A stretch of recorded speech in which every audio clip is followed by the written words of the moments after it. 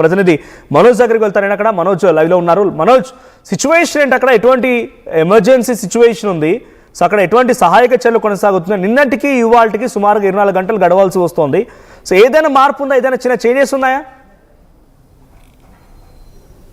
దాదాపు నిన్న ఇదే సమయానికి బ్లో అవుట్ అనేది స్టార్ట్ అయింది. డీప్ ఇండస్ట్రీకి సంబంధించిన ఒక ప్రైవేట్ గ్యాస్ లిమిటెడ్ కంపెనీ వాళ్ళు ఇక్కడ ఓఎన్జీసీ నుంచి లీజుకు తీసుకున్నారు. ఇది తీసుకున్న అనంతరం గత 4 రోజుల నుంచి కూడా ఉత్పత్తిని ప్రారంభించేందుకైతే పనులు అయితే ప్రారంభిస్తున్నారు. ఈ నేపథ్యంలో నిన్న ఇదే టైంలో ఒక్కసారిగా గ్యాస్ లీకేజ్ అవడంతో ఈ దుర్ఘటన అయితే సంభవించింది. నిన్న ఇదే టైంలో ప్రారంభమైన ఈ మంటలు ఇప్పటికి కూడా అదుపులోకి రాలేదు. మన విజువల్స్ లో చూస్తున్న విధంగా పెద్ద ఎత్తున మంటలు అనేవి ఎక్కడికక్కడ గంటకు పెరుగుతున్నాయి తప్ప మంటలు అనేది ఉధృతి అనేది ఎక్కడ తగ్గుముఖం పట్టట్లేదని చెప్పాలి. ప్రధానంగా చూసుకుంటే మనకి ఇది రాజోల్ నియోజకవర్గంలోని ఇరుసుమంటతో పాటు లక్కవరం గ్రామం సరిహద్దులో ఉన్న పంట పొలాల మధ్యలో ఉన్న ఓఎన్జీసీ బావి ఇది. అయితే 1994 ప్రాంతంలో ఓఎన్జీసీ దీంట్లో నిక్షేపాలను మొదలుపెట్టింది. అయితే కొన్ని ఏళ్ల అనంతరం దీనికి సంబంధించి నిక్షేపాలు దీంట్లో లేవని ఓఎన్జీసీ చెప్పడంతో గత కొన్ని సంవత్సరాల క్రితమే ఓఎన్జీసీ డీప్ ఇండస్ట్రియల్ లిమిటెడ్ అని ఒక ప్రైవేట్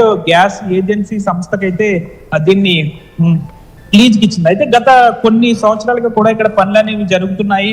అనంతరం ఇక్కడ ప్రధానంగా చూసుకుంటే గత 4 రోజులుగా పెద్ద ఎత్తున అయితే డీప్ ఇండస్ట్రీకి సంబంధించి గ్యాస్ లిమిటెడ్ వాళ్ళు ఇక్కడ పనులు అనేవి ప్రారంభించారు. అయితే నిన్న ఇదే సమయంలో ఏదైతే ఉత్పత్తి ప్రారంభించేందుకు వీరు బాంబు లాంటిది కూడా వేసినట్లయితే సమాచారం. అయితే గ్యాస్ లీకేజ్ సమయంలో ఒకవేళ వారు బాంబు అనేది ఉపయోగించకపోతే పెద్ద ఎత్తున గ్యాస్ చుట్టుపక్కల ప్రాంతాలకు విస్తరించి మరింత మంటలు చుట్టుపక్కల ప్రాంతాలకు విస్తరిస్తాయి. కాబట్టి ఓఎన్జీసీ ఏదైతే డీప్ ఇండస్ట్రీస్ సంబంధించి వారు ఈ విధంగా విస్ఫోటనం చెందించి ఈ విధంగా మంటలను ఏర్పాటు చేయడం వల్లే ఇదంతా పెద్ద ఎత్తున బ్లోఅవుట్ అనేది ఉధృతం కాలేదని అయితే ఇక్కడ దీనికి సంబంధించిన అధికారులు మనోజ్ అసలు అక్కడ నిప్పులు ఎలా వచ్చాయి? అంటే చాలా కేర్ఫుల్ గా ఉంటారు, ప్రతిదీ కూడా 1-2 సార్లు ఆలోచించి ఇన్వెస్టిగేట్ చేసిన తర్వాత స్టెప్ ఫార్వర్డ్ చేస్తూ ఉంటారు. అసలు అక్కడ మంటలు రావడం గల కారణం ఏంటి?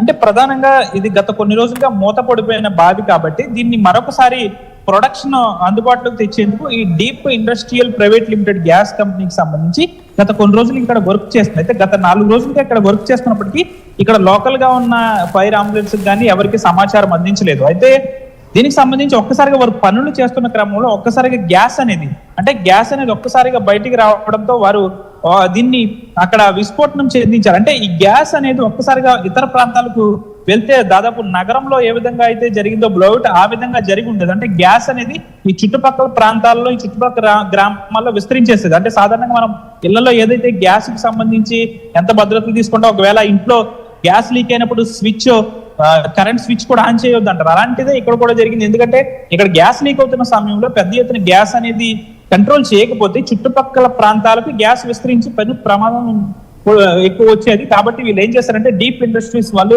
ఇక్కడ దీనికి నిప్పు పెట్టడంతో ఈ బ్లోఅవుట్ అనేది స్టార్ట్ అయింది. దీనికి సంబంధించి నిన్నటి నుంచి మొదలైన ఈ బ్లోఅవుట్ అనేది ఇప్పటికీ ఈ విధంగానే కొనసాగుతుంది. ఒక విధంగా దానికి సంబంధించి వాళ్ళు ఈ గ్యాస్ కు మంట పెట్టడం వల్ల పెద్ద పెను ప్రమాదం తప్పిందని అయితే అధికారులు చెప్తున్నారు. నిన్నటి నుంచి ఇప్పటివరకు ఈ విధంగానే ఈ మంటల ఉధృతి ఉండడంతో చుట్టుపక్కల దాదాపు 1000 కొబ్బరి చెట్లపై మన విజువల్స్ లో చూడొచ్చు. కొబ్బరి చెట్లు కోనసీమ అంటే కొబ్బరి చెట్లు ప్రసిద్ధి. మన విజువల్స్ లో చూస్తున్న విధంగా కొబ్బరి చెట్లు అన్ని కూడా ఆ విధంగా ఎండిపోయి మాడిపోయిన పరిస్థితి నెలకొంది. అంతేకాకుండా చుట్టుపక్కల మనోజ్ అక్కడ జరిగినటువంటి గ్యాస్ లీక్ తో మీరు అంటున్నట్టుగా చాలా పెద్ద ప్రమాదం తప్పింది అంటున్నారు. ఒకవేళ గ్యాస్ కనుక డైరెక్ట్ గా ఆ ఇళ్ళలోకి చొచ్చి లేకపోతే ఆ ఎయిర్ లో కలిసి ఉంటే కనుక ఇంకా పెద్ద ప్రమాదం జరిగి ఉండేది అఫ్ కోర్స్. బట్ అక్కడ లీక్ అవడానికి కారణం ఏంటి? ఎందుకు లీక్ అయింది? అంటే ప్రికాషనరీ మెసేజ్ తీసుకోకపోవడమే కారణం లీక్ అయిందా? ఇంకేదైనా ప్రాపర్ ఇన్వెస్టిగేషన్ లేదనా? లేకుంటే చాలా రోజుల పాటుగా అది మరుగున పడిపోయింది, తర్వాత మళ్ళీ రిట్రైవ్ చేస్తున్నారు కాబట్టి ఏదైనా అవుట్ బర్స్ట్ అయిపోయి అలా లీక్ అయిందా? అసలు లీకేజ్కి కారణం ఏంటి? ఇక్కడ కొన్ని విషయాలు ప్రస్తుతం బయటకు వస్తున్నాయి. అంటే గతంలో ఓఎన్జీసీ అధికారులు ఇక్కడ గ్యాస్ అనేది లేదని చెప్పి ఈ బావిని ఏదైతే మనకి మంటలు వస్తున్నాయో ఆ బావిని మూసివేశారు. అయితే అప్పుడు గ్యాస్ లేదన్నప్పుడు ఓఎన్జీసీ సిబ్బంది గ్యాస్ లేదని చెప్తున్నప్పుడు ఇప్పుడు ఈ గ్యాస్ అంతా ఎందుకు వచ్చిందని ఇక్కడ కోనసీమ వాసులు భయాందోళన చెందుతున్నారు. గ్యాస్ లేనప్పుడు ఈ విధంగా ఎందుకు వచ్చిందంటారు. అయితే 4 రోజులుగా కూడా వీరు మరొకసారి ప్రొడక్షన్ తీసుకొచ్చేందుకు నిన్న వీరు పనులు చేస్తున్నప్పుడు అంటే ప్రత్యక్ష సాక్షులు అంటే మనం పంట పొలాల దగ్గర ఉన్నాం. సాధారణంగా ఈ టైంలో పంట పొలాల వద్ద నారుమళ్ళ వేసుకుంటారు. రైతులు నారుమళ్ళు వేసుకుంటున్న సమయంలోనే ఇది జరిగింది. ఆ రైతులు చెప్తున్న దాని ప్రకారం అధికారులు వీళ్ళు గత 4 రోజుల నుంచి పనులు చేస్తున్నారు కానీ సరైన సక్రమ పద్ధతిలో చేయట్లేదు, రకరకాలుగా చేస్తున్నారు అంటున్నారు. అదేవిధంగా ఈ డీప్ ఇండస్ట్రీ ప్రైవేట్ లిమిటెడ్ కి సంబంధించి వీళ్ళు మానవ తప్పిదమని చెప్పొచ్చు. అధికారులు సరైన సమన్వయ లోపం లేదు. తప్పనిసరిగా ఇది డీప్ ఇండస్ట్రీస్ కి సంబంధించి వారు అధికారులు ఎవరైతే సిబ్బంది ఉన్నారో వారు సరైన ప్రికాషన్స్ తీసుకోలేదు. అంటే గ్యాస్ అనేది పెద్ద ఎత్తున ఇక్కడ ఉంటుంది కాబట్టి వారు ఏదైతే ఈ లోపల గ్యాస్ బావి వద్ద చాలా వరకు కూడా పెద్ద పెద్ద కొన్ని సైజు ఆకారంలో ఉంటాయి పైప్స్. ఆ పైపుల వద్ద కొన్ని జాయింట్స్ ఉంటాయి. ఈ జాయింట్స్ అనేవి తీసి బిగించే క్రమంలోనే ఇది జరిగింది. అయితే వీరు సరైన ప్రికాషన్స్ అనేవి తీసుకోకపోవడం వల్ల ఈ విధంగా జరిగింది. అయితే ప్రధానంగా చూసుకుంటే కోనసీమ వాసులు ఒక విధంగా ఆందోళన వ్యక్తం చేస్తున్నారు. మా ప్రాంతంలో ఈ బోర్ ఇక్కడ గ్యాస్ బావిలో గ్యాస్ లేదని మూసివేసినప్పుడు ఇంత గ్యాస్ ఎక్కడి నుంచి వస్తుంది? మేము కోనసీమ జిల్లాల్లో ఎక్కడ ఏ విధంగా బ్రతకాలి? బయట ప్రాంతాల్లో Manoj at the same time అక్కడ బావిలా ఉంది అని అంటే ఆ పైపులు లీకేజ్ అవుతున్నాయి, గ్యాస్ వచ్చే దగ్గర నుంచి బయటకు వస్తుంది. There is a chance to మనం చాలా సందర్భాల్లో ఎగ్జాంపుల్ టేకింగ్ సిలిండర్ అంటే చూస్తూ ఉంటాం. సిలిండర్ బ్లాస్ట్ అయింది అని అంటే ఆ గ్యాస్ పైప్ లో నుంచి మంటలు కింది లోపల వరకు కూడా వెళ్ళే అవకాశం, అప్పుడే సిలిండర్ అనేది బ్లాస్ట్ అవుతూ ఉంటుంది. అదే మాదిరిగా ఈ మంటలు అనేది ఆ పైపులో నుంచి ఎక్కడైతే గ్రాస్ రూట్స్ ఉన్నాయో, గ్యాస్ ఎక్కడి నుంచి అయితే మొదటగా వస్తూ ఉందో అక్కడి వరకు వెళ్ళి ఇంకేదైనా బ్లాస్టింగ్ సంభవించే అవకాశం ఉందా? అటువంటి ఛాన్సెస్ ఏమైనా ఉన్నాయా? మీరు చెప్పింది కూడా కరెక్ట్. అయితే ఏంటంటే నిన్న ఇది ఘటన జరిగిన ఒక అరగంట క్రితం ఒక బ్లాస్ట్ అయింది, పెద్ద ఎత్తున శబ్దం వచ్చింది. ఇక్కడ ఉన్న వాళ్ళందరూ పరుగులు తీశారు. ఆ శబ్దం రావడం వల్లే ఇక్కడ లోకల్ గా ఉన్న వారందరికీ విషయం అనేది తెలిసింది. మీరు చెప్పిన విధంగా ఈ మండుతున్న అగ్ని ఏదైతే ఉందో అది కింది భాగానికి వెళ్తే మరింత ప్రమాదం వచ్చే అవకాశం ఉందని అనుకుంటున్నాం. కానీ ఈ విధంగా జరగదు అని ఇక్కడ ఎక్స్పర్ట్స్ చెప్తున్నారు. గ్యాస్ కింద నుంచి పైకి పెద్ద ఎత్తున ఒక పీడనంలో పెద్ద ఎత్తున ప్రెజర్ చాలా వరకు కొన్ని పీపీఎంల నిష్పత్తిలో గ్యాస్ అనేది కింద నుంచి తన్నుకుంటూ వస్తుంది కాబట్టి ఆ నిప్పు కూడా పైకి ఎగిసిపోతుంది. కాబట్టి ఎక్కడ కూడా ఈ ఫ్లేమ్ అంటే ఫైరింగ్ అనేది కిందకి వెళ్లే అవకాశం ఉండదని ఇక్కడ ఓఎన్జీసీ సిబ్బంది అయితే తెలుపుతున్నారు. ఎక్కడ కూడా గతంలో మనం నగరంలో చూసుకున్నప్పటికీ కూడా నగరంలో 60 రోజుల పాటు ఇదే విధంగా బ్లో అవుట్ జరిగింది. అయితే అక్కడ కూడా ఎప్పుడు కూడా అది మంట అనేది కిందకి వెళ్లి ఇతర రిగ్గింగ్ ప్రాంతాలకైతే వెళ్ళలేదు. కాబట్టి దీనికి మనం ఇక్కడ చెప్పాల్సిన అవసరం ఏంటంటే కింద నుంచి వచ్చే గ్యాస్ పెద్ద ఎత్తున పైకి తన్నుకు వస్తుంది కాబట్టి ఈ మంట అనేది పైకి బయటికి వస్తుంది తప్ప ఈ మంటలు అనేవి కిందకి ఎట్టి పరిస్థితుల్లోనే వెళ్ళమని చెప్పాలి. అయితే ఇక్కడ కొంతమంది ప్రజల అపోహ కూడా ఉంది. చుట్టుపక్కల ప్రాంతాల్లో చాలా ఓఎన్జీసీ బావులు ఉన్నాయి కదా, ఈ మంటలు కూడా కింద నుంచి వెళ్ళి వచ్చే అవకాశం ఉందా అని కూడా భయపడుతున్నారు. అయితే ఓఎన్జీసీ సిబ్బంది దీనికి సమాధానం కూడా చెప్పారు.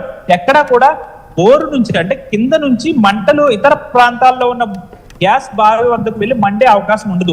ఇప్పుడు ఇక్కడ ఫైర్ జరిగింది కాబట్టి దాదాపు 1 కిలోమీటర్ మేర మాత్రమే ఈ ప్రభావం ఉంటుంది. అంతేగాని ఇతర బావి ఓఎన్జీసీ బావి ఏదైతే ఉందో ఇతర చుట్టుపక్కల దీనికంటూ లిమిట్ ఉందా? ఇప్పుడు అండర్ గ్రౌండ్ లో ఉంది కాబట్టి దానికి ఎంత కెపాసిటీ ఉంది, ఎక్కడెక్కడ నుంచి ఇంకా గ్యాస్ గ్యాదరింగ్ అవుతోంది, భూమి లోపల నుంచి వచ్చేటువంటి గ్యాస్ దానికంటూ ఒక లిమిట్ ఉందా? అటువంటిదైనా కనబడుతోందా? ఎందుకంటే జనరల్గా మనకి ఇంత కెపాసిటీ ఉందని తెలిస్తే ఇంకెంతసేపు ఉంటుందని అర్థమవుతుంది.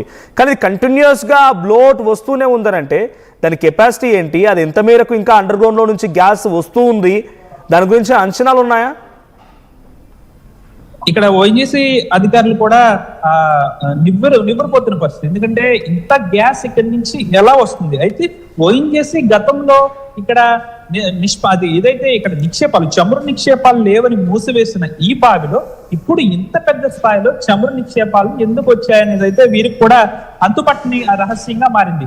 గత కొన్ని సంవత్సరాల క్రితమే ఇక్కడ గ్యాస్ అనేది లేదు కాబట్టి ఓఎన్జీసీ సిబ్బంది దీన్ని క్లోజ్ చేశారు. క్లోజ్ చేసిన క్రమంలో ఈ డీప్ ఇండస్ట్రీ వాళ్ళకి మరొకసారి లీజుకు ఇచ్చారు. అయితే వీళ్ళు కూడా మరొకసారి ఇక్కడ అసలు ఏంటి పరిస్థితి అనే దానిపై క్షుణ్ణంగా పరిశీలించి ఇక్కడ మరొకసారి గ్రౌండ్ లెవెల్లో వీరు పరిశోధన చేస్తున్న క్రమంలో ఇంత స్థాయిలో ప్రమాదం జరిగింది. అంటే అసలు ఓఎన్జీసీ సిబ్బంది గ్యాస్ లేదని ఏ విధంగా చెప్పారు? అంటే అప్పట్లో ఏమైనా వీరికి ప్రత్యక్షంగా ఏమన్నా దానికి సంబంధించి ఎక్స్పర్ట్స్ నిపుణులు అంటే టెస్టింగ్ బట్టి చెప్పారా, లేకపోతే కావాలని ఓఎన్జీసీ సిబ్బంది ఆ విధంగా చెప్పారనేది తెలియాల్సి ఉంది. గ్యాస్ లేనప్పుడు చమురు లేనప్పుడు ఇదే బావిలో ఇరుసుమండ గ్రామంలో మనం చూస్తున్న ఈ గ్యాస్ బావిలో చమురు లేనప్పుడు ఇంత పెద్ద స్థాయిలో 24 గంటల సమయం దాటినా అగ్ని కీలలు ఇంకా బగబగా మండుతున్నాయి తప్ప ఎక్కడ కూడా తగ్గుముఖం పట్టట్లేదంటే ఈ గ్రౌండ్ లెవెల్లో ఎంత గ్యాస్ ఉందనేది ఇప్పుడు కూడా అంతుపట్టని రహస్యంగా మారింది. అసలు ఇంకా ఎంతో ఉంది కింద, చమురు నిక్షేపం ఎంతో ఉంది అసలు అనే దానిపై కూడా ఓఎన్జీసీ అధికారులు కూడా అంతు చిక్కడం లేదు. ఎవరు కూడా ఓఎన్జీసీ అధికారులు కూడా ఎక్కడ కూడా మాట్లాడటం లేదు. ఎందుకంటే ఆ ఓఎన్జీసీ అధికారులకు కూడా అంతు చిక్కని రహస్యంగా మారింది. గతంలో మేమే ఇక్కడ చమురు లేదని చెప్పి మూసివేశాము, ఇప్పుడు ఏ విధంగా ఇక్కడ వచ్చిందని వారికే అంతుపట్టని రహస్యంగా ఇది మారింది. అయితే ఇది ఎంతవరకు మండుతుంది, పూర్తి స్థాయిలో ఇంకా ఎంతవరకు ఈ విధంగా మండే అవకాశం ఉంది, ప్రధానంగా ఎప్పటి వరకు ఇది ఈ విధంగా ఉంటుంది అనేది అయితే ఇంకా తెలియాల్సి ఉంది. ప్రధానంగా అయితే మనకి చెప్పిన దాని ప్రకారం ఇంకా దాదాపు 3 రోజుల వరకు కూడా ఈ విధంగా కొనసాగే అవకాశం ఉందని అయితే చెప్తున్నారు. వాస్తవానికి అయితే ఈ విధంగా ప్రధానంగా ఇంకా 3 రోజుల నుంచి 4 రోజుల వరకు ఈ విధంగా ఉండే అవకాశం ఉంది. ఇక్కడ అధికారులు కూడా ఎప్పటికప్పుడు క్షుణ్ణంగా పరిశీలిస్తున్నారు. ఎవరు కూడా ప్రాణ నష్టం ఏమీ జరగదు, ఎవరు కూడా భయాందోళన చెందాల్సిన లేదంటూ కూడా అధికారులు చెప్పుకుంటున్నారు. ఏదేమైనప్పటికీ కూడా ఈ అంబేద్కర్ కోనసీమ జిల్లాకు సంబంధించి ఈ ఇరుసు మంటతో పాటు చుట్టుపక్కల గ్రామ ప్రజలు ఒక విధంగా భయాందోళన చెందుతున్నారు. వాటర్ కూడా ఒక పక్కన లెవెల్స్ కూడా అయిపోతున్నాయి. ఆ ఫైరింగ్ అంటే నిన్నటి నుంచి ఇప్పటి వరకు జరుగుతున్న దాన్ని కంట్రోల్ చేసేందుకు ఆ వాటర్ కెనాల్స్ ను ఉపయోగిస్తున్నారు. అవి కూడా తగ్గుముఖం పడుతున్నాయి. కానీ ఫైరింగ్ అనేది ఎక్కడ తగ్గుముఖం అనేది పట్టడం లేదని చెప్పాలి Manoj. Right, thank you Manoj. So మొత్తంగా ఇప్పుడు ఇంకా గ్యాస్ లీక్ అవుతోంది. దీనికంటూ అంచనా వేయలేకపోతున్నారు. అక్కడ ఎంత నిల్వలు ఉన్నాయి, ఎంతవరకు అది మండొచ్చు, ఎంతసేపు వరకు అది అలా కంటిన్యూ అవకాశం ఉంది, ఇలాంటి ఎటువంటి ఆప్షన్స్ కనిపించట్లేదు. ఢిల్లీ నుంచి ఎక్స్పర్ట్స్ టీం దిగుతోంది. సో ప్రజెంట్ కోనసీమ మొత్తం కూడా కొంత అతలాకుతలం అయిపోతోంది, ఇబ్బందికర పరిస్థితుల్లో ఉందని చెప్పాలి. సో రైట్, విజువల్స్ మనం చూస్తున్నాం. పొలంలో నార్మల్లు కూడా వేసుకున్నారు అక్కడ ఉన్నటువంటి రైతులంతా కూడా. ఒక్కసారిగా ఈ బ్లాస్ట్ జరగడంతో భారీగా మంటలు ఎగిసిపడడంతో అక్కడి నుంచి తమ ప్రాణాలను కాపాడుతుంది అక్కడి నుంచి వెళ్ళిపోయారు. సో చాలా గ్రామాలని, సమీప చిన్న గ్రామాలన్నింటినీ కూడా అక్కడి నుంచి తరలించే ప్రయత్నం అధికారులు చేశారు. మరి దానికి కంట్రోల్ ఎలా అవుతుందో చూడాలి. సో దీని వెనుక ఏం జరిగింది, ఎలా జరిగిందని కూడా ఒక ఇన్వెస్టిగేషన్ కూడా ఆదేశించే అవకాశం కనబడుతోంది. సో కోనసీమ ఇప్పుడు అగ్నిగుండంలా మారింది. ఒక తమ గర్భంలో అగ్ని కిలలు ఎగిసిపడుతూ ఉన్నాయి. మరి ఎటువంటి